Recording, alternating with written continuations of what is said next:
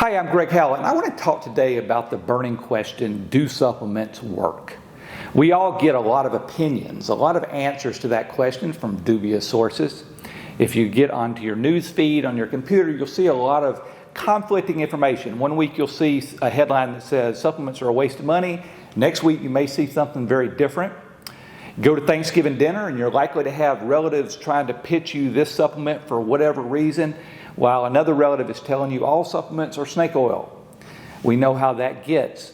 I want to talk about that today from the Caring Sunshine perspective. Let me tell you how we sell supplements here, what's important to us. There's a lot of ways we could sell supplements. We could sell supplements based on testimonials. We could use celebrity endorsements like some of our competitors. We could base them on historical use. And by that, we could say that because maybe some ancient tribe, maybe in the Amazon, used a particular supplement for a particular reason, we should still do that today. There's a lot of supplements sold that way. Those are all okay, but the way we prefer to sell supplements is by science. We're going to look at it from a science perspective. Science is how we know, not guess. Even historical use is pretty dubious because just because some tribe used a particular supplement in the past doesn't mean that it works. There's all kinds of crazy medicine in the history of humanity. No, we want to look here at science. So I'm going to talk about this from a scientific standpoint for a few minutes. Now, the first thing I want to say, by the way, is the first problem here is the question itself. The question is flawed because it's just not specific enough. And I think we all know that. It would be similar to me asking you, is meat good for you? Well, if I asked you that, you'd have every right to come back and say, okay, Greg, what do you mean by that? Are you talking about all meat? Are you talking about pork? Are you talking about chicken? And when you say good for you, who is you? Does that mean babies? People that had a heart attack 2 weeks ago? An average healthy male that's 45?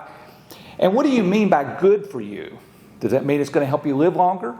Have better heart, better blood pressure? What does it mean? And what is a serving? How much meat are we talking about? Once a day, 3 times a day, once a week? You see, there's no specifics there. The question is basically meaningless. Same thing is true for the question, do supplements work? Really, you can't answer that question with science or any other way because we all know, just for a start, all supplements are not created equal. So here's what I want to do. I'm going to position the thought this way. We really need to know 3 things before we can answer the question. We need to know what supplement we're talking about. We need to talk about how we're going to use that supplement. And then we need to know what the desired outcome is going to be. Again, if we're going to answer the question, we need to know what supplement we're talking about, how it will be used, and what the desired outcome is going to be. Okay, so now let's go back. I'm going to actually dive back into my childhood for a second. When I was growing up, we took 2 supplements. One of those supplements was cod liver oil. Now, you guys know that this was a big thing back in the 70s, or some of you know it. I hope you never had to take cod liver oil, but some of you did. I did. Our parents were the no pain, no gain generation. And I have no idea why we took cod liver oil. I've almost forgiven my parents for giving that to me, but I'm not going to talk about that today. I'm trying to forget it. Instead, I'm going to talk about the other supplement that I grew up with. The little tablets of vitamin C. Now, technically, these were 100 milligrams of vitamin C ascorbic acid that you chewed up.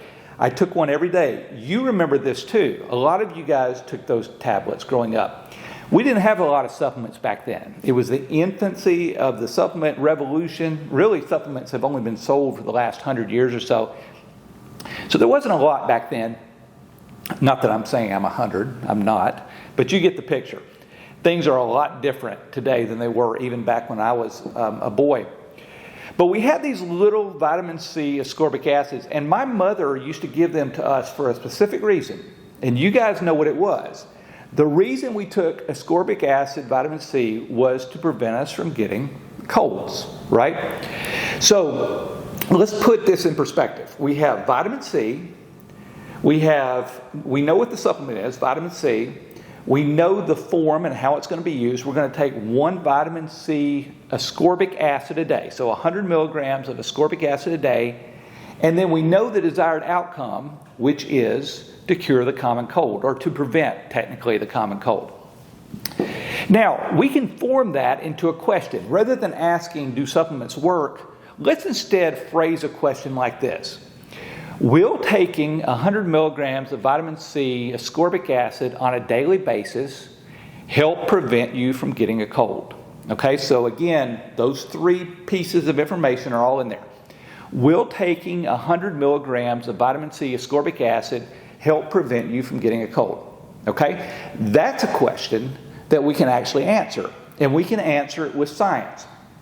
Here's how we do it. It's actually the same way that you answer a lot of questions with science, the same thing you remember from high school if you went to science class. We're going to use an experiment.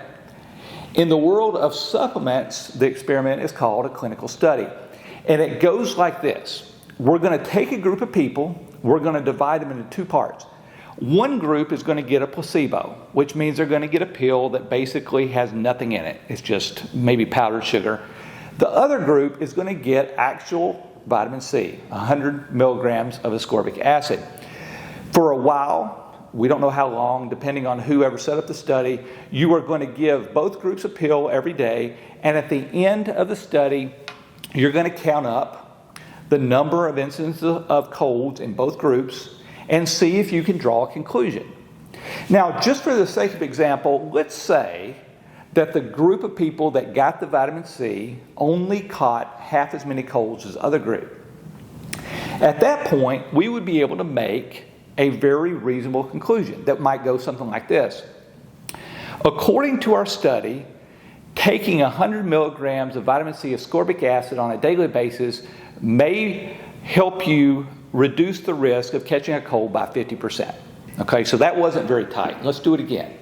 According to our study, taking 100 milligrams of vitamin C ascorbic acid daily may reduce your risk of catching a cold by 50%. I'm not a wordsmith, but you get the idea. Now we're making a very definitive statement, though there are caveats in it. And I want to talk about those really quick because we use the word may. We didn't say it will, we said may. And the reason we do that is because we all know in the world of science that actually being very dogmatic is hard. We know that it takes multiple studies because our study may have been flawed. It may have had bias in it. But over time, if you have more and more studies that back up our claim, we have more and more confidence that what we said happened in our study is actually reflective of reality. It takes time, takes multiple studies, but over time our confidence grows and grows. I just wanted to mention that because if you ever notice on Caring Sunshine, we say may a lot when we talk about what various supplements do for that reason. I get that dogmatism is prized even if it's not warranted, but really may is not a bad thing. It's just a nod to the fact of how science works. Now that I've gone through that example, here's what I can say about the question, do supplements work? We said the question was flawed, but here's the good news. If you break the question down and you start looking at particular supplements used a particular way for various particular health conditions, what you find out is that in fact there are many, actually thousands of studies that support the use of various supplements for specific health conditions. These tests are going on all the time. These clinical trials, as they're called, are going on all the time. More and more are published all the time. There's a lot more that need to be published, but this kind of science is happening. I know this because I watch. I actually subscribe to examine.com, which keeps track of all these clinicals for every single raw ingredient that we are selling, pretty much every single raw ingredient that we use in the supplements that we sell. And they're keeping track of the studies and how those particular ingredients are working in relation to specific health conditions. So when your uncle tells you that supplements are snake oil, you can go back to him and say, absolutely not. Snake oil implies we're just throwing something in the bottle and selling it without any research, without knowing anything. We're just trying to make a buck. That is not what's happening in the world of supplements. There's real science behind it. The science sometimes, to be honest, doesn't necessarily support the claims that traditionally supplements have been used for. Again, just because a particular tribe in the Amazon used a supplement for a particular reason doesn't mean it necessarily is effective for that reason. Sometimes science proves that historical use is invalid. In other cases, though, we're finding new uses for supplements. This research is ongoing. We should all take comfort in that, and also confidence that if you're working with great companies that have science in mind, the supplements you're taking actually have real science behind them. For that reason, I can say definitively, yes, supplements absolutely work.